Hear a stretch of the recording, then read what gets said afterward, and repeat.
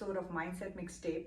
I'm your host, Lonaja. Mindset Mixtape, a podcast where we talk about first generation Americans, navigating your MBA life, navigating your corporate journey, as well as conquering personal finances. Today, we have amongst ourselves one of my amazing batchmates, Sahil Gupta. Sahil and I are fresh off the boat MBA graduates. We just graduated last week. So welcome to the show, Sahil. We're very glad to have you. Thank you so much, Lonita, for having me. Before we start off, I just wanted to give you a quick introduction of Sahil. Before joining MBA, Sahil has around 7 years of experience in investment banking, both in India as well as China. This summer, he got this amazing opportunity to work as an investment banking associate at Jefferies. And for his full time, he will be joining Blue Owl Capital as a real estate associate. Well, my first question to you, Sahil, is that you had a perfectly high-flying career in China. What made you leave that and come to the US for your MBA? Thank you, Lonita, for having me once again and asking me certain questions about the audience. And I think it will be very helpful for people who are going to watch this episode. So, to your question, in developing nations such as India and China, we have most of the roles that are primarily ascribed to middle office and back office operations. Even though I was working in the investment banking industry, the kind of exposure I had to the deals and things related to that was extremely limited. So that is why I decided to move to a geography wherein the capital markets are more liquid and larger, and hence decided to pursue my MBA to have that jump start in my career in the realms of investment banking.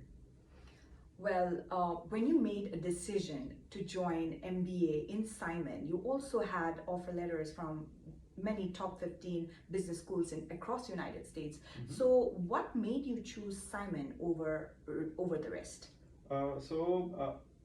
It was primarily a mix of the Simon's track record of placing students into really good roles in finance and economic reasons as well. As I mentioned, economic reasons, I completely was funding my MBA through personal finances, and that is why I wanted to make sure that I don't over lever myself after graduating and do not have a lot of loans. Simon gave me a generous scholarship during the admit, and that is why I felt that it would be necessary for me to have good return on my investment. Secondly, as I said, that Simon has a very good track record of placing students into very nice finance roles. So I just wanted to make sure that I have a good mix of both the factors, and hence I decided to pursue my MBA from here. Got it. Now, I'm pretty sure our viewers who are watching this from back home or across the world would also have an interest in coming to the US and pursuing their MBA. So what do you think should be the mindset of a person who wants to come to the US for master's degree on F1 visa? Okay. First things first, the ability to take risks, because it is going to be expensive. Coming from India, you will have to take certain loans and study in the US, so it will entail higher costs. So that ability to take risks and have a certain sort of risk appetite in order to pursue your degree is something that you should have or you must have. Secondly, cultural affinity. When you travel outside India, even though India is a diverse country, but the culture here in the United States is very different. So in order to acclimatize yourself here with the classmates from 30 different countries, you will need to have that affinity and sort of awareness on how to navigate certain challenges that might come your way during your MBA. So these are the two things that I had in mind. One thing was having that risk appetite, and secondly, being very, very receptive towards different cultures and have that affinity to understand the nuances of people from different backgrounds. Absolutely. Well, the job market for for us, especially the batch of 2024, has been difficult. Yes. And especially in the finance sector, the total number of deals that went out last year was even worse than what we experienced during the housing crisis. Mm-hmm. So how did you navigate the challenges of the recruitment journey, and what are the new strategies that you had to incorporate to stay top on the game?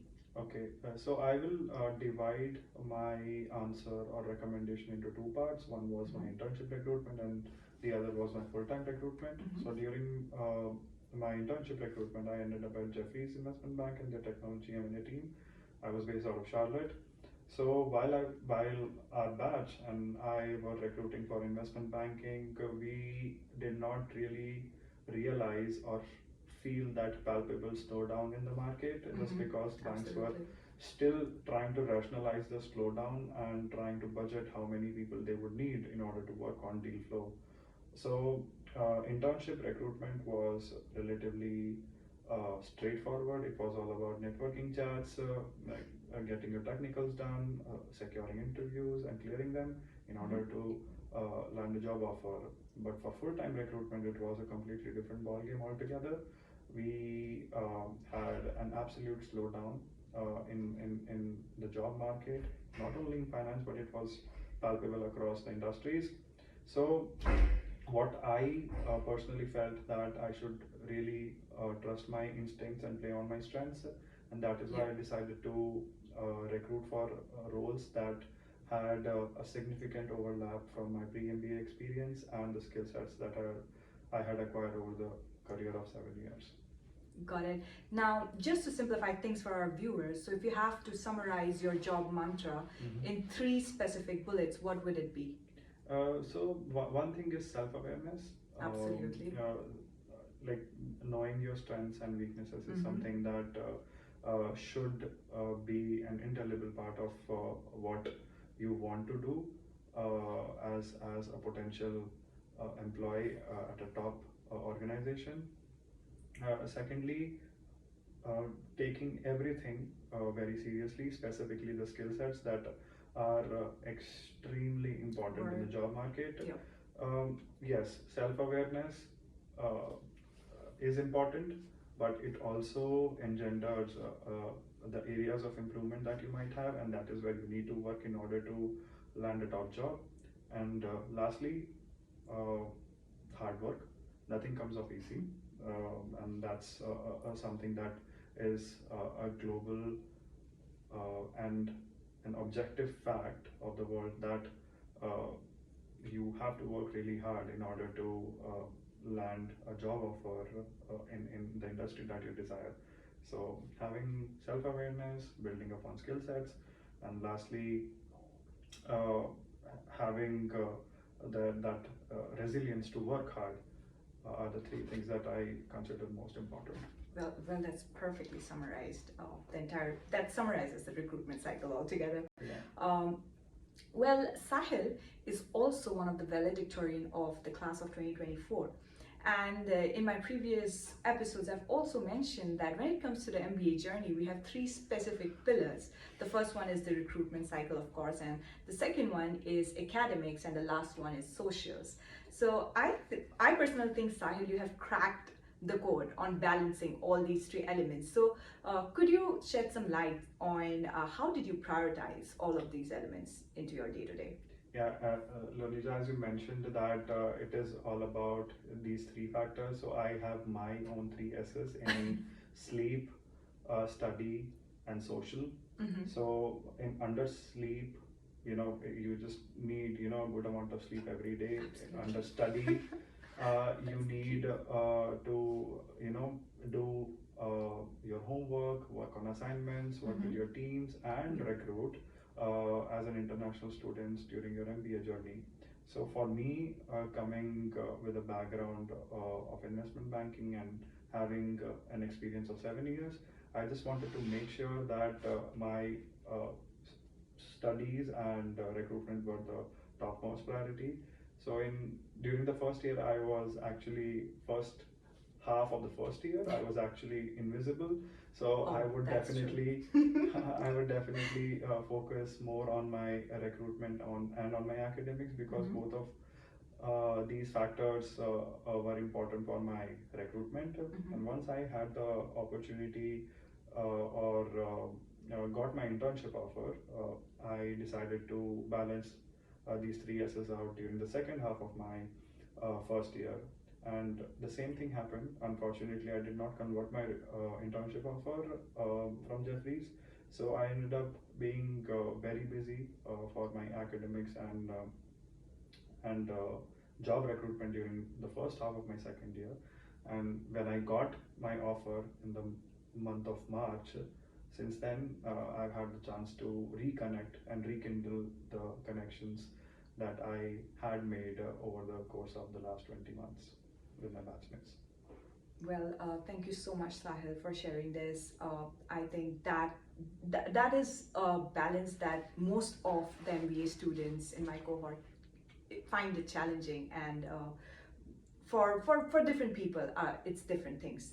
For Sahil, it's academics and recruitment, as rightly mentioned, and for someone, it might be to build a better social circle. So it definitely varies from person to person.